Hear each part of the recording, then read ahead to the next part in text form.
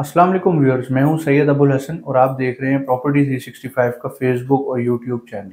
Viewers, आज की इस वीडियो में हम 7E टैक्स के हवाले से बात करेंगे। तो अगर आप भी वो प्रॉपर्टी ओनर हैं या अगर आप नई प्रॉपर्टी परचेज करना चाह रहे हैं और 7E टैक्स के हवाले से जानना चाहते हैं कि ये टैक्स क्या है और इससे कैसे बचा जाए, तो आज की ये वीडियो एंड तक ज़रूर देखिएगा। वीडियो शुरू करने से पहले मैं एक चीज़ ये बताता चलूँ कि जो 7E टैक्स है वो ओवरसीज़ पाकिस्तानीज़ के ऊपर एप्लीकेबल नहीं होता। यानी कि अगर आप पाकिस्तान से 6 महीने बाहर रहते हैं और आप नॉन रेजिडेंट पाकिस्तानी हैं, तो आपके ऊपर 7E टैक्स जो है आपकी किसी भी प्रॉपर्टी के ऊपर एप्लीकेबल नहीं होगा। ये टैक्स सिर्फ़ और सिर्फ रेजिडेंट पाकिस्तानीज़ के ऊपर है, जो लोग पाकिस्तान में रह रहे हैं और पाकिस्तान में बिज़नेस कर रहे हैं या जॉब कर रहे हैं और उनकी प्रॉपर्टीज़ यहाँ पर हैं, उनके ऊपर ये टैक्स एप्लीकेबल होता है। तो आज की इस वीडियो में हम बात करेंगे कि ये टैक्स क्या है और इससे किस तरीके से बचा जाए पाकिस्तान के अंदर रहते हुए। सबसे पहले तो मैं एक चीज़ ये बता दूं कि जो 7E टैक्स है ये पिछले साल से एप्लीकेबल हो चुका है और अब आप जो भी प्रॉपर्टी ट्रांसफ़र करने जाते हैं, आपको एफबीआर से एक सर्टिफिकेट चाहिए होता है जिसके ऊपर या तो आपने टैक्स पे किया हुआ हो और या फिर आपको एग्जेम्पशन सर्टिफिकेट चाहिए होता है अगर आपकी प्रॉपर्टी 7E से एग्जेम्प्ट है।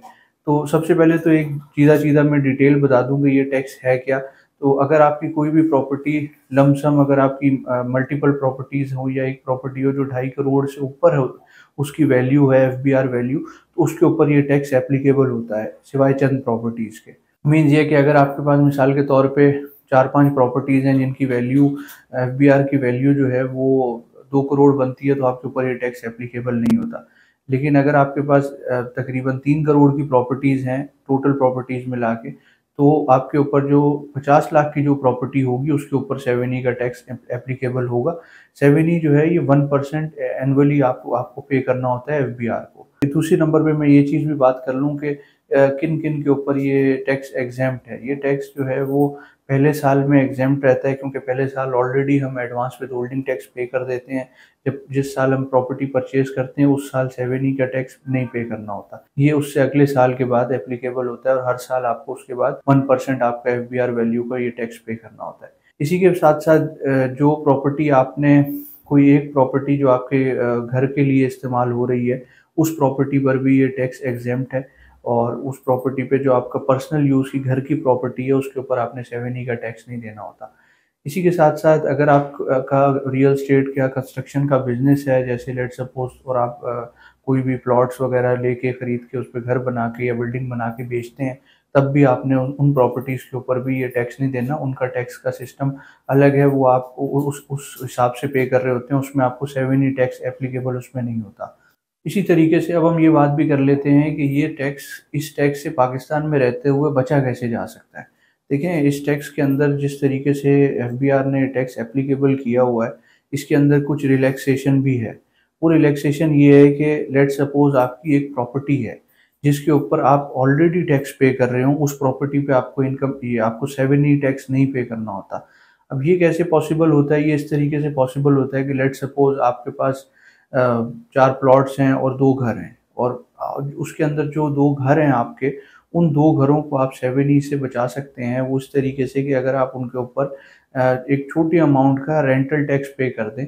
आप याद रहे कि जो 7E का टैक्स है वो किसी भी उस प्रॉपर्टी के ऊपर नहीं लगता जो प्रॉपर्टी जिस प्रॉपर्टी के ऊपर कोई भी और आप सोर्स से टैक्स पे कर रहे हों। तो इसी तरीके से अगर आप अपनी प्रॉपर्टी को रेंटल पे शो करते हैं, जो कि ऑलरेडी अगर आपका घर है, आपका पर्सनल घर के अलावा आपके कुछ घर हैं, तो वो अमूमन ज़्यादातर लोगों ने जो है वो रेंट पे ही दिए हुए होते हैं। आज से पहले ये था कि लोग नहीं शो करते थे, तो उसमें भी टैक्स बचा रहे होते थे। लेकिन बेहतर ये है कि आप 7E के ह्यूज टैक्स से बचने के लिए मैं ये रिकमेंड करूँगा कि आप अपनी जो कंस्ट्रक्टेड प्रॉपर्टी है उसको आप रेंटल टैक्स में शो करें और 3 लाख से कुछ ऊपर आप उसका टैक्स अगर मिसाल के तौर पे अगर एक अपार्टमेंट है, जैसे अगर आप उसकी 25,000 रुपये मंथली जो है वो उसकी रेंटल आ रहा है, तो तकरीबन 3 लाख रुपए साल के बन जाते हैं। तो अब अगर साल के 3 लाख रुपए बनते हैं, उस पे तो कोई टैक्स नहीं है। आप 3 लाख से ऊपर की जो आपकी रेंटल इनकम आ रही होती है, उसके ऊपर टैक्स होता है 5%। तो आप उस 5% को टैक्स को पे करके एक छोटे अमाउंट के ऊपर ये बड़े 7E के टैक्स से बचा जा सकता है। प्लस यहाँ पर एक और चीज़ भी मैं आपको बताता चलूँ कि याद रहे कि 7E टैक्स जो है उससे बचने का प्लॉट में कोई तरीका नहीं है। तो ओवरऑल देखा ये जा रहा है कि ये टैक्स लगाने की एक वजह भी यही है कि जो पैसा प्लॉट्स के अंदर जाके पार्क हो जाता है वो अनप्रोडक्टिव होता है और उससे कोई इकोनॉमी को, मुल्क को कोई फ़ायदा नहीं हो रहा होता। और अमूमन देखा ये गया है पास्ट में कि लोग पैसा डंप करने के लिए प्लॉट्स परचेज़ कर लेते हैं। जैसे कि यहाँ डिफेंस में भी पहले ऐसा ही था कि जो ऑफिशियल वैल्यूज़ थी वो बहुत कम थी। मतलब फेज़ 8 के अंदर 25-30 लाख रुपए में 500 गज़ का प्लॉट जो है वो ऑफिशियली ट्रांसफ़र हो जाता था और उसके अगेंस्ट जो है वो तकरीबन 7-8 करोड़ रुपए जो है वो पार्क हो जाते थे।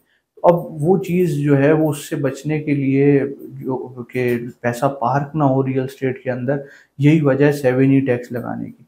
तो बेहतर ये है कि आप बजाय इसके कि आगे आने वाले टाइम में आप प्लॉट्स के अंदर इन्वेस्टमेंट करें, तो आप कंस्ट्रक्टेड प्रॉपर्टी को फोकस करें। और कंस्ट्रक्टेड प्रॉपर्टी से ये है कि आपको एक गवर्नमेंट को भी एक फ़ायदा है कि जी नई प्रॉपर्टीज़ बनाने का रुझान बनेगा और प्लॉट्स जो हैं जिनमें अनप्रोडक्टिव इन्वेस्टमेंट होती है उससे भी बचा जा सकता है। तो यही वजह है कि अगर आप आने वाले टाइम में अपनी इन्वेस्टमेंट्स अगर प्लॉट्स में करते हैं तो उसमें आपको 7E टैक्स पे करना पड़ेगा। अगर आपकी प्रॉपर्टीज़ की प्लॉट्स की वैल्यूज़ जो हैं वो 2.5 करोड़ से ज़्यादा हो जाती हैं। अगर 2.5 करोड़ के अंदर है फिर तो आपको परेशान होने की ज़रूरत नहीं है, फिर आपके ऊपर ये टैक्स एप्लीकेबल होता ही नहीं है। एक और चीज़ ये है कि जो प्रॉपर्टीज़ हैं उनको दिखाना बहुत ज़रूरी है। बहुत सारे लोग ये भी करते हैं कि उन्होंने इनकम टैक्स के अंदर जो अपने एनुअल रिटर्न्स होते हैं उनके अंदर जो प्रॉपर्टीज़ के जो अपनी प्रॉपर्टीज़ है वो नहीं दिखाई हुई होती। और आजकल जो है वो एफबीआर का जो सिस्टम है वो काफ़ी ज़्यादा जो है वो एडवांस हो चुका है, क्योंकि जब आप प्रॉपर्टी परचेज़ करते हैं तो आप उसके ऊपर एक एडवांस विदहोल्डिंग टैक्स पे करते हैं। तो जैसे ही आप एडवांस विदहोल्डिंग टैक्स पे करते हैं तो एफबीआर की नॉलेज में ये बात आ जाती है कि इस बंदे ने ये प्रॉपर्टी परचेज़ की है।